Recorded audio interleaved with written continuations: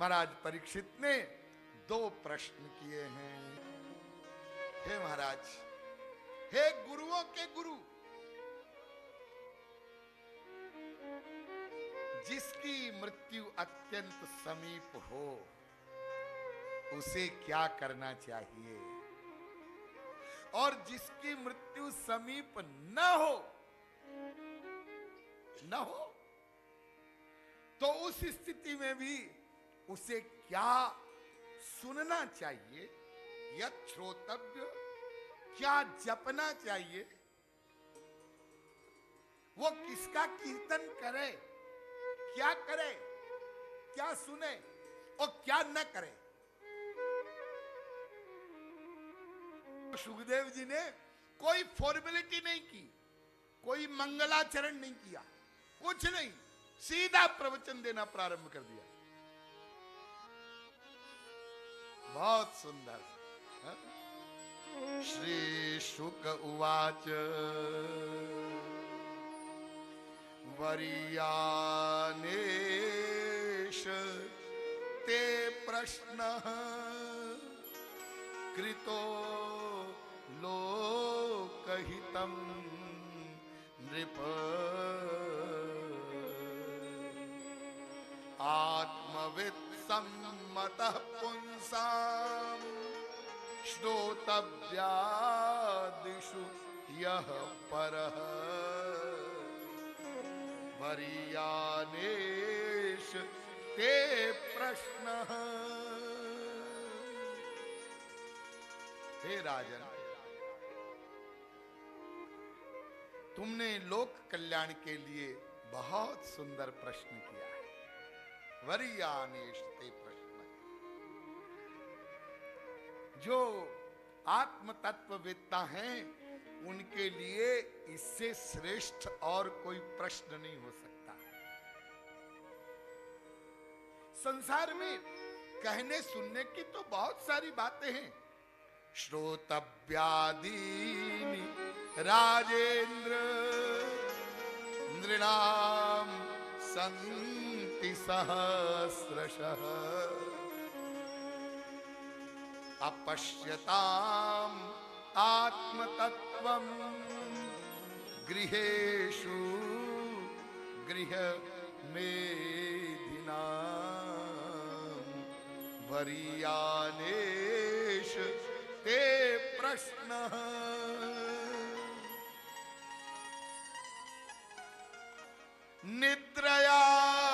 निद्रयाधीयते नक्तम्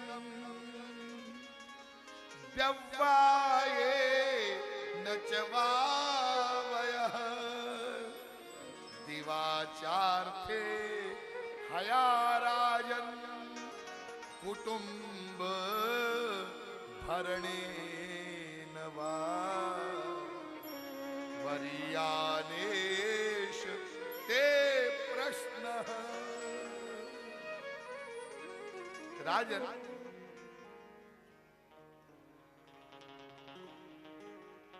संसार में बहुत सारी बातें कहने सुनने की है, समझाने की भी है, लेकिन ये मनुष्य कुछ करे तब ना। कितनी करुणा उमड़ रही है सुखदेव जी के हृदय में।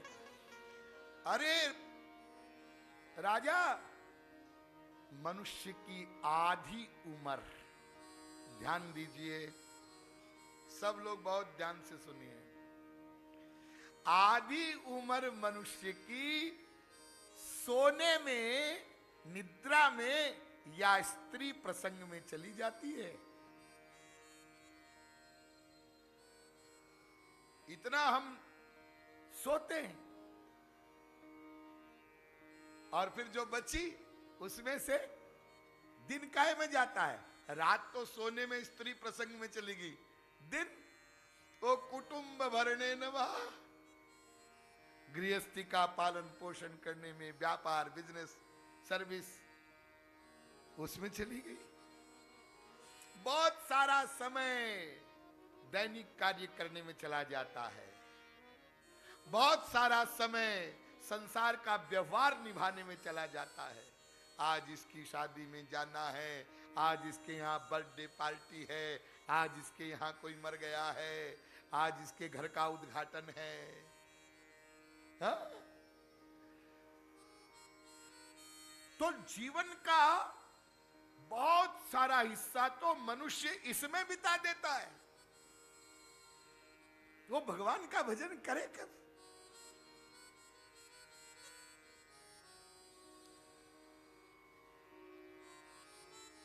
और करना है, यदि किसी को करना है तो क्या करना है? तस्मात् भारत सर्वात्मा भगवान ईश्वरो हरिः श्रोतव्यः कीर्तितव्यश्च स्मर्तव्यश्चेच्छता भयम्।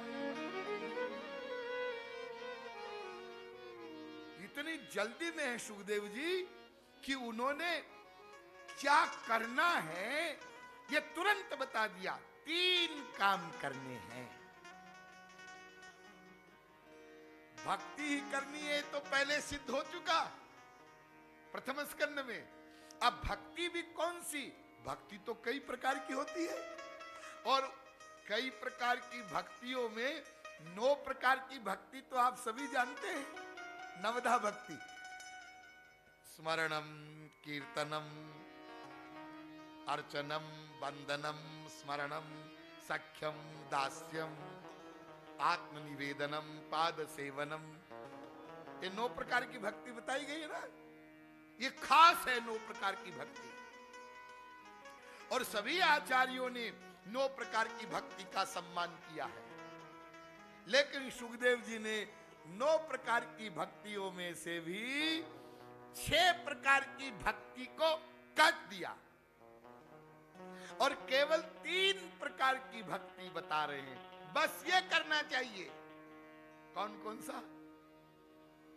श्रवणम, श्रोतव्यः, सुनो, भगवान का नाम, रूप, लीला, गुणधाम, इसको सुनो। और गा सकते हो तो कीर्तन करो।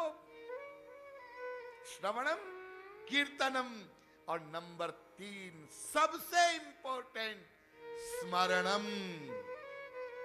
एक एक शब्द पर ध्यान दीजिएगा। बहुत कथाएं आप लोग सुनते हैं।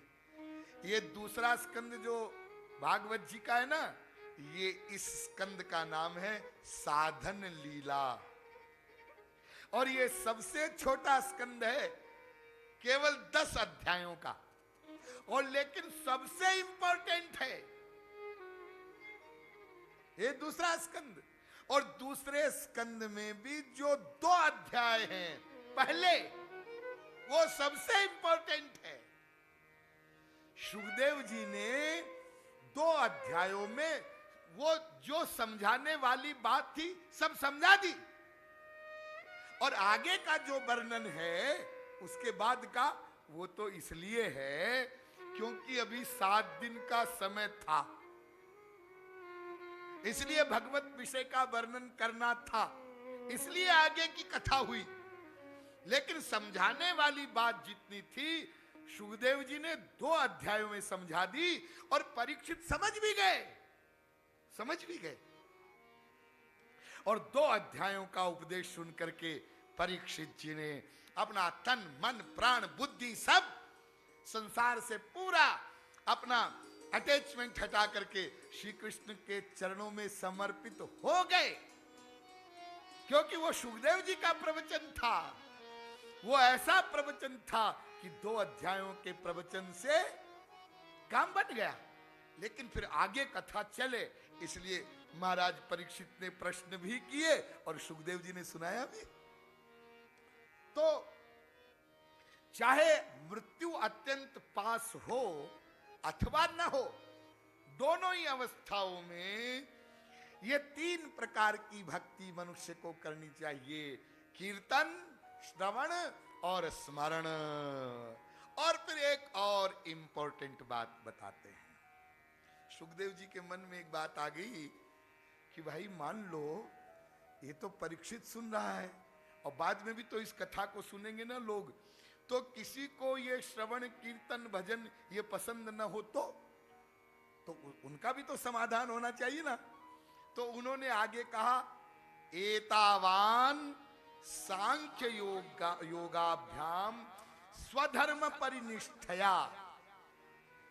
अरे भाई, कोई कहे कि मुझे भक्ति नहीं करना है तो कोई बात नहीं, चाहे वो सांख्य योग के द्वारा, चाहे अपने धर्म का पालन करके, अपने धर्म पालन में निष्ठा रख करके किसी भी प्रकार से एक काम कर ले।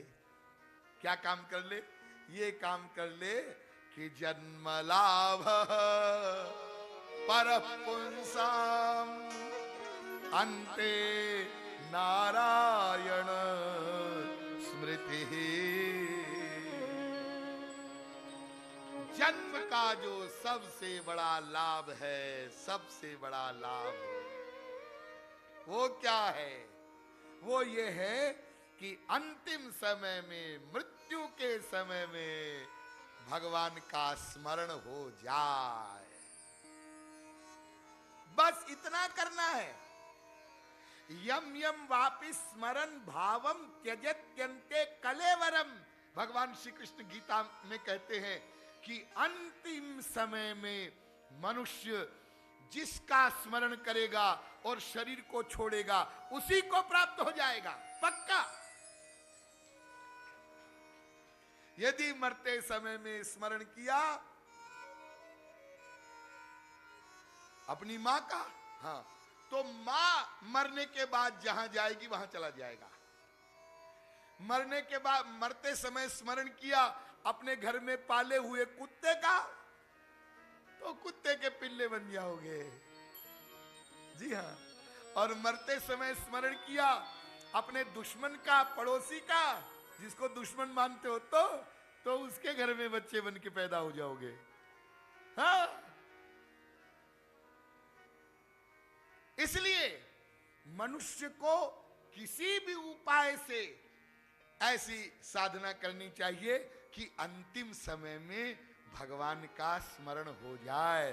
तो सुखदेव जी ने छूट तो दी कि कैसे भी कर लो भाई, लेकिन और तरीके से होगा नहीं, होगा इसी तरीके से।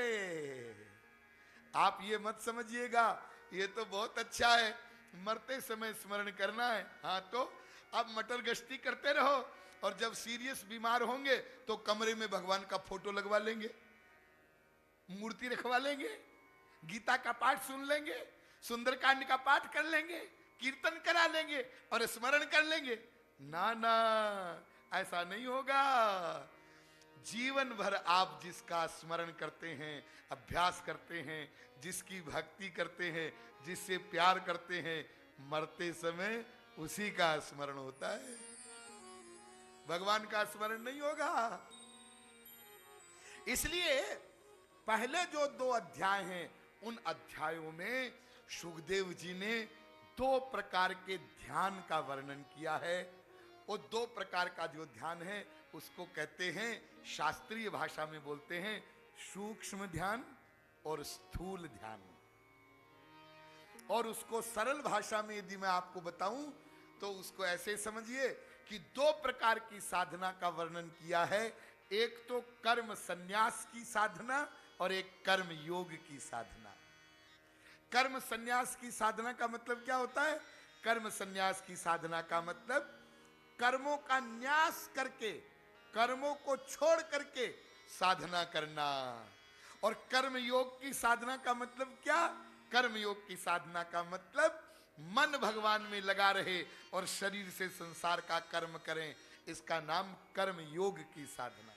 याद रहे कि केवल एक प्रकार की साधना आप नहीं कर सकते हैं, केवल कर्म योग की साधना भी आप नहीं कर सकते हैं, बनेगी नहीं आपसे। और केवल कर्म संन्यास की साधना भी आप नहीं कर सकते हैं, क्योंकि गृहस्थ हैं, कर्म तो करना ही पड़ेगा।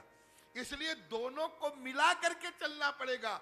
इसीलिए सुखदेव जी ने 2 अध्यायों में सूक्ष्म ध्यान और स्थूल ध्यान का वर्णन किया। और परीक्षित को जरा हिम्मत दिलाई, है? परिनिष्ठितो पिनैर्गुण्य उत्तम श्लोक कलीलया गृहीत चेता राजर्षे आख्यानम यदधीत वा वरीयानेश ते प्रश्न। राजन, अभी भी मेरी निर्गुण निराकार में पूरी निष्ठा है। ऐसा नहीं है कि निर्गुण निराकार में मेरी निष्ठा नहीं है, लेकिन ये भगवान श्री कृष्ण की कथा ऐसी है कि गृहीत चेता राजर्षे, इसने मेरे चित्त को पकड़ लिया है, कहे बिना रहा नहीं जाता है। इसलिए मेरे पिता से जो कथा मैंने सुनी है वही कथा मैं तुमको सुनाऊंगा। तुम भगवान के भक्त हो, तुम उसको समझ सकोगे। और जो कोई संसार की कामना रखता हो या मोक्ष चाहता हो या और कुछ भी चाहता हो, सबको श्री कृष्ण भक्ति ही करना चाहिए, ये संकीर्तन आदि ही करना चाहिए। अरे तू डरता क्यों है? खटवांग नाम का एक राजा था, उसको 2 घड़ी पहले पता चला मेरी मृत्यु होने वाली है। 2 घड़ी माने क्या होता है? 48 मिनट। और उसने 48 मिनट में ही सारे संसार से अपने मन के अटैचमेंट को हटा करके भगवान में लगा दिया और भगवत धाम चला गया। तेरे पास तो 7 दिन का समय है, इन 7 दिनों में तू जो कुछ करना है कर ले। तो महाराज क्या करना चाहिए? तो उस समय के अनुसार तो कहते हैं कि जिसकी मृत्यु अत्यंत समीप हो उसको एकांत स्थान, किसी तीर्थ स्थल वगैरह पर चले जाना चाहिए। जैसे महाराज परीक्षित बैठे, हाँ, और सबसे पहले उसको मृत्यु का भय छोड़ देना चाहिए। मृत्यु तो अवश्यम भावी है, इसलिए मृत्यु से डरना नहीं है। मृत्यु कोई डराने वाली घटना नहीं है। ये तो ऐसे है जैसे भगवान का बुलावा। आप लोग यहां बैठे, जी हाँ, यदि सभा में से किसी व्यक्ति को मैं कहूं अमुक अमुक श्रीमान जी आप मंच पर आ जाइए, इधर आ जाइए, तो क्या वो नाराज होंगे? खुश होंगे। अरे इतने सारे लोगों में स्वामी जी ने मुझको बुलाया मंच पर, बड़े शान से आएंगे, है ना? तो जीवों में से जिनको भगवान बुलाते हैं, आ जाओ, इसका नाम है मृत्यु, आ जाओ, तुम्हारा टाइम पूरा हो गया। लेकिन मृत्यु 2 प्रकार की है। एक मृत्यु ऐसी है जिसमें भगवान अपने पास बुलाते हैं, मेरे पास आ जा। और एक मृत्यु ऐसी है, आ जा लेकिन चला जा। आ जा, कहां चला जाऊं? अपने कर्मों के अनुसार 84 लाख में। क्योंकि तुमने पहले कथा सुनी नहीं, संतों की बात मानी नहीं। और महापुरुष लोगों की जो मृत्यु है वो है भगवान से मिलन। इसलिए महापुरुष लोग कहते हैं, मरने से सब जग डरा, मरने से सब जग डरा, और मेरे मन आनंद, कब मरी हो कब भेटी हो, और पूर्ण परमानंद।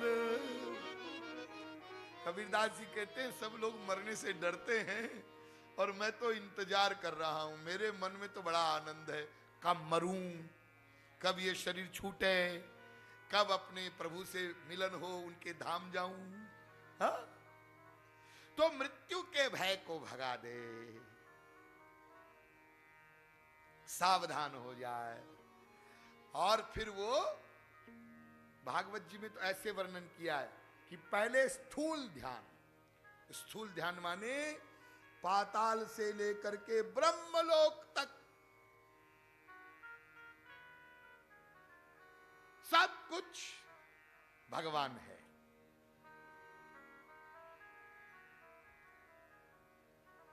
यानी सर्वत्र भगवत भावना हो और फिर आप संसार का कर्म करो। जी हाँ, लेकिन ये होगा नहीं, हम लोगों से नहीं होगा ये। और ये कब होगा? ये तब होगा जब पहले आप एकांत में बैठकर कुछ समय साधना करेंगे, यानी कर्म संन्यास की साधना करेंगे। ये सर्वत्र भगवत भाव बनाते हुए अकर्म करना, ये कर्म योग की साधना है।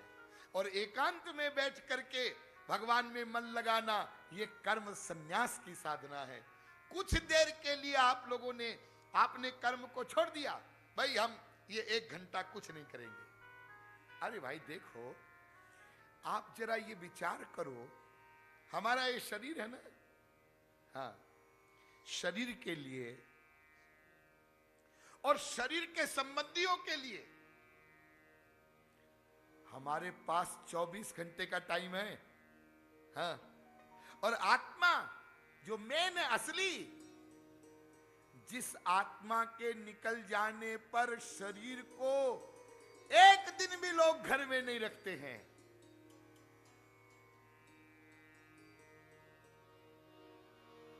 घर के कहाई बेगी ही काढ़ो, भूत भये को खई है, और जा दिन मन पंछी उड़ गई है। घर के जो अपने सगे कहलाते हैं ना, बेटे पोते वगैरह, भाई आदि, हाँ, सबसे पहले वही तैयारी करते हैं। अरे निकालो निकालो, अब तो ये गए, ले चलो भाई, जल्दी कर दो, सूर्यास्त हो रहा है भाई, आज ही। तो आत्मा जब निकल जाता है तो शरीर की क्या गति होती है आप देखते हैं। तो मेन है आत्मा, शरीर के लिए और शरीर के संबंधियों के लिए हमारे पास 24 घंटे का टाइम है। और आत्मा के कल्याण के लिए क्या हम 1-2 घंटा भी नहीं निकाल सकते? थोड़ा समय नहीं निकाल सकते? जब आप ऐसे विचार करोगे तब समय निकलेगा, और तब फिर आपको कोई तीर्थ स्थल में जाने की जरूरत नहीं है। अपने ही घर में एकांत में बैठ जाओ, एक कमरे में बैठ जाओ, भगवान का कोई स्वरूप जो आपको पसंद है, कोई चित्र है, कोई मूर्ति है, आप रखना चाहो तो आप सामने रख लो। कोई सामग्री आपके पास है, आप समर्पित करना चाहो कर दो। यदि वो नहीं है तो कोई बात नहीं है, एकांत में बैठो। और फिर साधना का प्रारंभ यहां से है, मन भगवान में लगाना है। बस ये मेन पॉइंट है, मन को भगवान में लगाना। और हमारे विश्व में, केवल हमारे सनातन धर्म में ही नहीं, जितने भी धर्म हैं, जितने भी संप्रदाय हैं, बस इसी पॉइंट पर गलती हो रही है। जितनी भी साधनाएं लोग कर रहे हैं, जितने भी उपाय कर रहे हैं, वो सब शरीर से कर रहे हैं। और करना किसको है? मन को, मन को। क्योंकि प्रत्येक कर्म का कर्ता मन है। शुद्ध किसको करना है? मन को। इसलिए मन को भगवान में लगाना, यहां से साधना प्रारंभ होती है। मन कैसे लगेगा? वही तो नहीं लगता है, लगेगा। मन को, आपका मन लगता ही नहीं क्या? क्या मन ऐसा है कि कहीं लगता ही नहीं? नहीं लगता तो है। कहां लगता है? संसार में लगता है, स्त्री पति बाप बेटे रसगुल्ले में लगता है। इसका मतलब लगना तो उसको आता है, हाँ लगना तो आता है, लेकिन भगवान में नहीं लगता। हाँ, भगवान में कैसे लगता ये पता ही नहीं अभी। मन को लगाने का उपाय है भगवान का रूप ध्यान करना। बहुत सूक्ष्म बात सुनिए। आपका मन क्या करता है? चिंतन, सोचता है ना, मन सोचता है। हाँ, तो सोचने का विषय मन को दोगे तब तो मन लगेगा। इसलिए भगवान का रूप, उनका गुण, उनकी लीलाएं, उनके धाम, उनके संत, ये सब्जेक्ट जब सामने लाओगे तो मन को सोचने का विषय मिलेगा, सब्जेक्ट मिलेगा, तब मन उसमें लगेगा। इसलिए महाप्रभु जी ने कहा मनेर स्मरण प्राण। गौरांग महाप्रभु कहते हैं जितनी भी साधनाएं हैं उनमें जो मन से स्मरण करना है भगवान का, ये स्मरण समस्त साधनाओं का प्राण है। यदि स्मरण निकाल दिया तो सारी साधनाएं प्राण विहीन हो जाती, और प्राण विहीन जो साधना है वो मुर्दे के समान होती है। जैसे शरीर से प्राण निकल जाता है तो वो मुर्दा हो जाता है, तो उस शरीर को कुत्ते, शियार, गिद्ध, कव्वे नोच नोच के खा जाते हैं। ऐसे ही साधना में से स्मरण जब निकल जाता है तो काम, क्रोध, लोभ, ये जो दुष्ट हैं ये सब उस साधना को नोच नोच के खा जाते हैं। इसलिए स्मरण को न भूलें, उसके लिए भगवान का रूप ध्यान करें। अपने समक्ष भगवान को खड़ा करिए, अपने मन से रूप बना लो जो चाहो। जैसी मूर्ति है, जैसा फोटो है वैसा नहीं, या शास्त्रों में जैसा वर्णन है वैसा ही होना चाहिए, ये जरूरी नहीं है। वैसा कर सको तो बहुत अच्छा है, नहीं तो आप अपने मन से भगवान का रूप बनाइए। भगवान ने हमको स्वतंत्रता दिया है, वो इतने दयालु हैं, इतने कृपालु हैं, और वो जानते हैं कि किसी मनुष्य ने मेरे को देखा नहीं, मेरे दर्शन किए नहीं हैं, इसलिए वो बेचारा कैसे मेरा ध्यान करेगा। तो भगवान ने हमको आजादी दे दी है कि तुम जैसा अपनी रुचि के अनुसार मेरा ध्यान बनाओगे तो उस ध्यान को मैं मान लूंगा अपना। वो असली नहीं है, असली रूप ध्यान तो कोई कर ही नहीं सकता। शुरू में कैसे करेगा? भगवान तो दिव्य है, मन तो प्राकृत है, प्राकृत मन से दिव्य भगवान का ध्यान होगा कैसे? इसलिए प्रारंभ में जो ध्यान होता है मन से वो प्राकृत ही होता है, लेकिन भगवान जानते हैं, इसलिए भगवान अंतःकरण में स्वरूप शक्ति का दान करते जाते हैं, उससे धीरे धीरे ध्यान सही होने लगता है। अस्तु अपने मन से आप भगवान का रूप बनावें और उनसे अपना संबंध स्थापित करें। भगवान मेरे स्वामी हैं, अथवा वो मेरे सखा हैं, अथवा वो मेरे पुत्र हैं, अथवा वो मेरे प्रियतम हैं, ये संबंध स्थापित करें। और वो बात याद रखिएगा, कुछ मांगना नहीं है, मोक्ष पर्यंत कोई कामना नहीं करना है, हा? बस उनके सुख के लिए ही उनसे प्रेम करना है। और फिर ध्यान दीजिए, फिर उसके बाद आपको जो गाना आता है सूरदास जी के, मीरा जी के, या रामायण की कोई चौपाई, या महापुरुषों के बनाए हुए जो भी भजन है, उसको आप गाइए।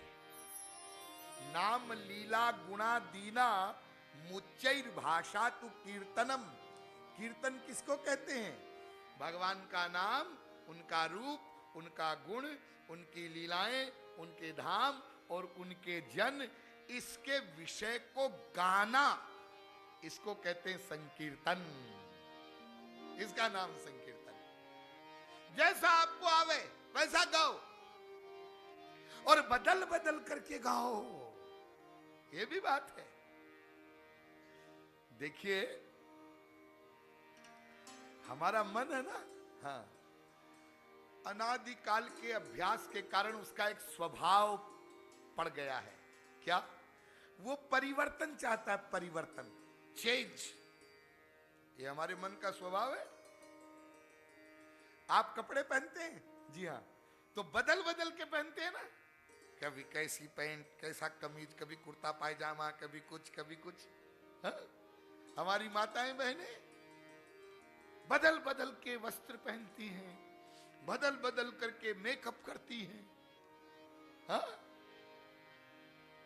कभी कैसे बालों को सजाती है, कभी ऐसे कभी ऐसे। हा? कभी कैसी बिंदी, कभी कैसी लिपस्टिक, कैसा फाउंडेशन।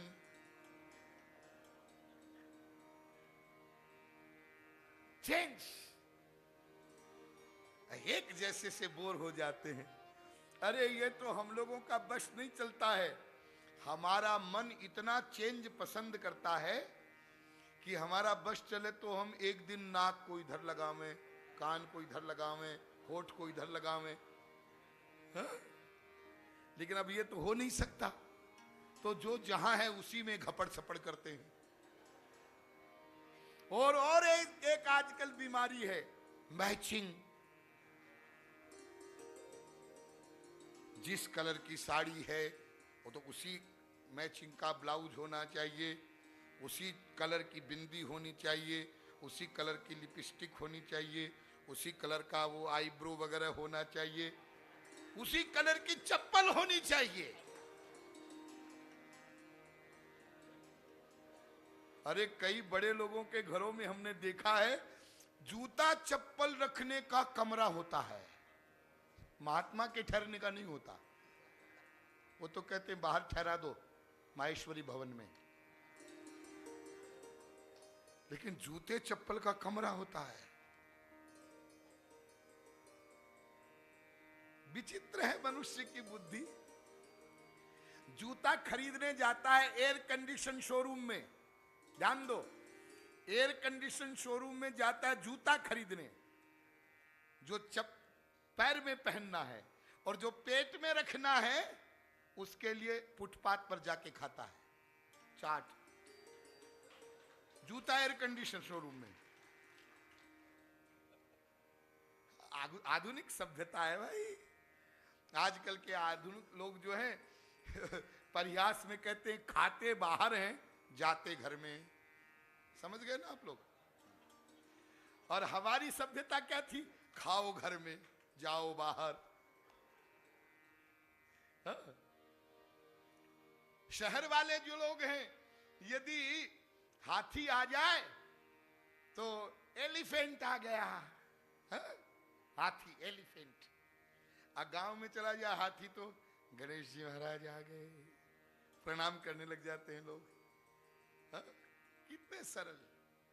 और बंदर को देखा तो कहते हैं अरे भाई हनुमान जी बैठे हैं। और पढ़े लिखे लोग तो हनुमान जी भी बैठे हो, उनकी फोटो भी लगी हो, मंकी गॉड, ये मंकी गॉड है, ऐसे बोलते। तो मैचिंग, इतनी मैचिंग बैठाते हैं, और जिससे मैचिंग बैठनी चाहिए पप्पू के पापा, उससे नहीं बैठ रही है, वहां मिसमैच हो रहा है।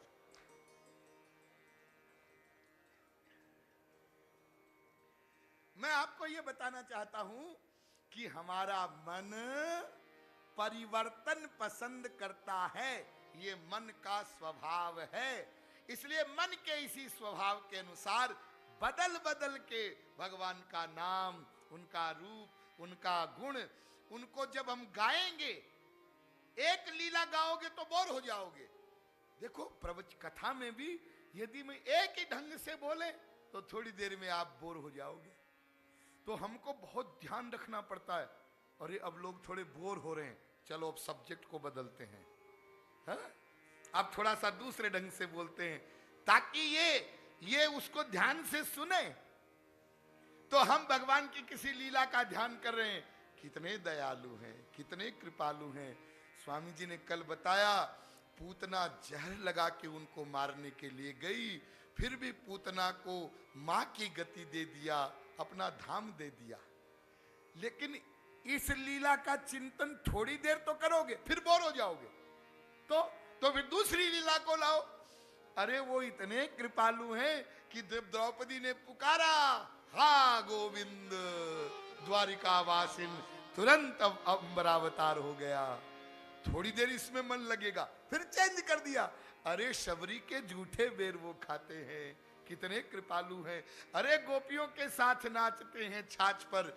ऐसे बदल बदल करके जब हम नाम रूप लीला गुणधाम का कीर्तन करेंगे तो उसके अवलंब से हमारा मन उसमें लगेगा, मन को लगाने में सुविधा हो जाएगी। इसलिए ये परिवर्तन का और नाम कीर्तन का नियम बताया गया है।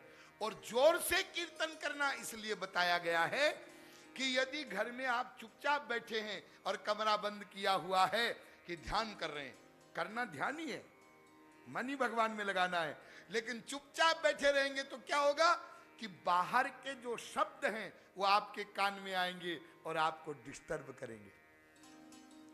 अब आपकी पत्नी रसोई में काम कर रही है, जी हाँ, और वहां छन्न छन्न खटपट हो रहा है, वो तो होगा। और कोई प्लेट रसोई में गिरी, हाँ, और आप चुपचाप ध्यान करने बैठे हैं, जी हाँ, और वो आज आवाज आपके कान में गई, हाँ, और आपका वो ध्यान तो भंग हो गया। नया वाला सेट तोड़ दिया लगता है, बिल्कुल ध्यान नहीं देती है काम में, मन उधर चला गया।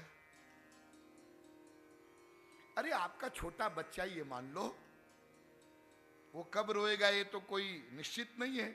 आप ध्यान करने बैठ गए, हाँ, ध्यान कर रहे हैं और मन लग रहा है, इतने पप्पू रोने लग गया।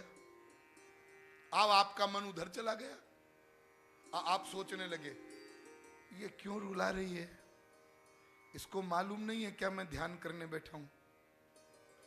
फिर मन को कंट्रोल किया, अरे जाने दो, अपने को क्या करना है, अपने को तो ध्यान करना है। पप्पू और जोर से रोया, ये रोता ही जा रहा है, ये चुप क्यों नहीं कराती। फिर दोबारा मन को कंट्रोल किया, अरे हटाओ, अपने को तो ध्यान करना है। लेकिन वो और जोर से रोने लगा, ये चुप नहीं कराएगी, मुझे उठना ही पड़ेगा। अब उठा, दरवाजा खोला, अरे कहां मर गई, तुम्हें पता नहीं है मैं ध्यान कर रहा हूं। तो उधर से पप्पू की मम्मी आ गए, बड़े आए ध्यान करने वाले,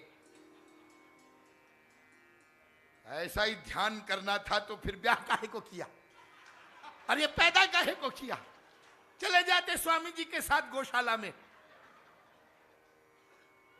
तो महाभारत शुरू हो गया। इसलिए बताया जाता है कीर्तन करो, हरे राम हरे कृष्ण।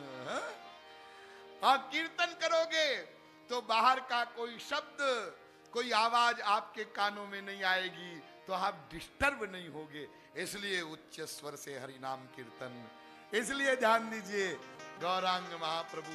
अरे वैसे तो जो नाम की महिमा है ना, हाँ, तो चहु जुग चहु श्रुति नाम प्रभाव, चहु जुग चहु श्रुति नाम प्रभाव, कली विशेष नहीं आन उपाऊ, कली विशेष नहीं आन उपाऊ।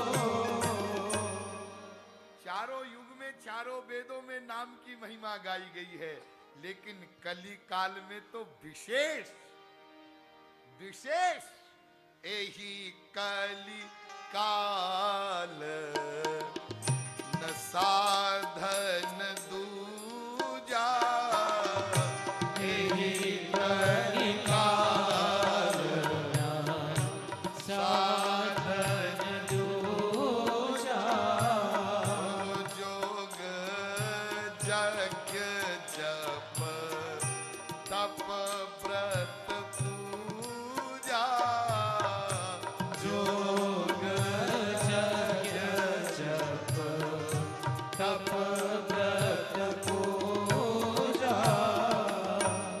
इस कलिकाल में क्या क्या नहीं होगा, सुनिए जरा कान खोलकर। तुलसीदास जी कहते हैं ये साधन नहीं होंगे, और करोगे तो नाटक वाला करोगे। कौन कौन से? योग यज्ञ जप तप व्रत पूजा, ये नहीं होंगे तुमसे। एकादशी करोगे भी तो अम्बरीश वाली नहीं करोगे। 3 रात पहले भूखे थे 3 दिन से, फिर एकादशी कर रहे हैं। तुम तो एकादशी करोगे तो 4 दिन पहले से प्लानिंग करोगे कि एकादशी आ रही तो क्या क्या बनाना है। अरे कई लोग तो ऐसी एकादशी करते हैं, और दिन जितना खाते हैं उससे 2 गुना खाते हैं, कहते हैं एकादशी है। ये एकादशी है?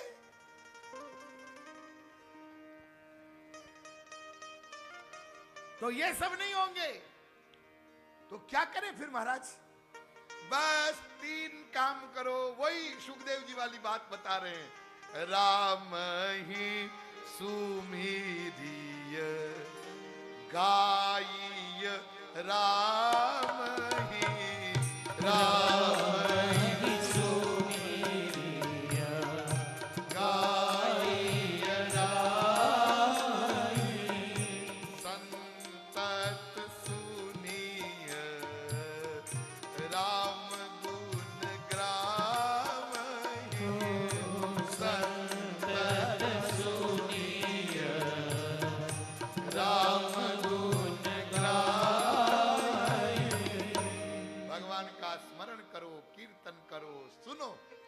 बस इस कली काल में कलौ नास्त्येव नास्त्येव नास्त्येव गतिरन्यथा, और कोई साधन काम का है ही नहीं। और विशेष प्रभाव इसलिए है क्योंकि, कारण बताऊं? कारण सुनो। क्योंकि युग धर्म को धारण करके भक्ति के इस अंग को, ये संकीर्तन जो भक्ति का अंग है, इस अंग को धारण करके भगवान का एक अवतार हुआ है। भगवान ने अवतार में इस कीर्तन अंग को धारण किया है। आप लोग जानते हैं गौरांग महाप्रभु, चैतन्य महाप्रभु, उनका अवतार इसलिए हुआ, उन्होंने हरि नाम संकीर्तन का ही प्रचार किया, उसको धारण किया, इसलिए विशेष उसमें प्रभाव प्रकट हो गया। इसलिए यदि आप जाएंगे बंगाल तो वहां पर इतना सुंदर, एक बहुत मधुर, इतना प्रिय संकीर्तन करते हैं हमारे जो बंगाल के भाई हैं, बंग बंधु हैं, बहुत सुंदर कीर्तन। वहां के भक्त कहते हैं, जय जना, ये पंक्ति बहुत इंपॉर्टेंट है। जय जना गौरांगो भोजे, जय जना गौरांगो भोजे, সেই হয় আমার प्राण रे, भज गौरांगो, कहो गौरांगो, लहो गौरांगे नाम रे। तो महाप्रभु जी ने ये कलयुग का जो युग धर्म है, इसके अनुसार संकीर्तन सम्राट के रूप में, संकीर्तन स्वरूप में ही अवतार लेकर के ये हम लोगों को बता दिया कि कलयुग के मनुष्यों, तुम बस केवल इस प्रकार से रूप ध्यान पूर्वक हरि नाम संकीर्तन करते चले जाओ, ठाकुर जी तुम्हारे पीछे पीछे अपने आप आ जाएंगे नृत्य करते हुए।